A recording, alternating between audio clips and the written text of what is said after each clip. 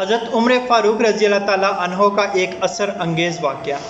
خلیفہ ثانی حضرت عمر فاروق رضی اللہ تعالیٰ عنہ نے 24 لاکھ مربع میل پر حکومت کی۔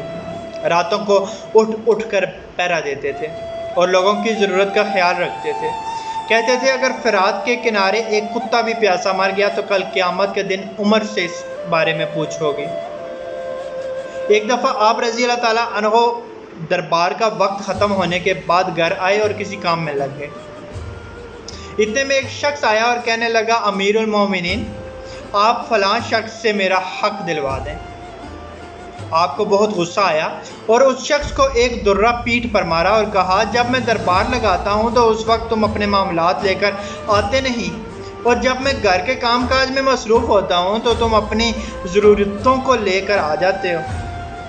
بعد میں آپ کو اپنی غلطی کا اندازہ ہوا تو بہت پریشان ہوئے اور اس شخص کو جسے درہ مارا تھا بلوایا اور اس کے ہاتھ میں درہ دیا اور اپنی پیٹھ آگے کی کہ مجھے درہ مارو، میں نے تم سے زیادتی کی ہے۔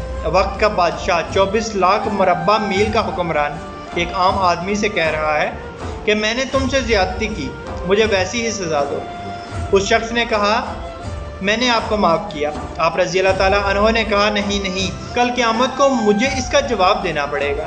تم مجھے ایک درہ مارو تاکہ تمہارا بدلہ پورا ہو جائے۔ آپ رضی اللہ تعالیٰ عنہ روتے جاتے تھے اور فرماتے، اے عمر، تو کافر تھا، ظالم تھا، بکریاں چراتا تھا۔ خدا نے تجھے اسلام کی دولت سے مالا مال کیا اور تجھے مسلمانوں کا خلیفہ بنایا۔ کیا تو اپنے رب کے احسانوں کو بھول گیا؟ آج ایک آدمی تجھ سے کہتا ہے کہ مجھے میرا حق دلا دو تو اسے درہ مارتا ہے۔ اے عمر، کیا تو سمجھ بیٹھا ہے کہ مرے گا نہیں؟ کل قیامت کے دن تجھے اللہ کو ایک ایک عمل کا حساب دینا پڑے گا۔ حضرت عمر فاروق رضی اللہ تعالیٰ عنہ اسی بات کو دہراتے رہے اور بڑی دیر روتے رہے۔ اللہ ہمیں سمجھنے اور عمل کرنے کی توفیق عطا فرمائے۔ اللہ پاک آسانیاں حاصل اور تقسیم کرنے کا شرف عطا فرمائے۔ آمین۔ جزاک اللہ۔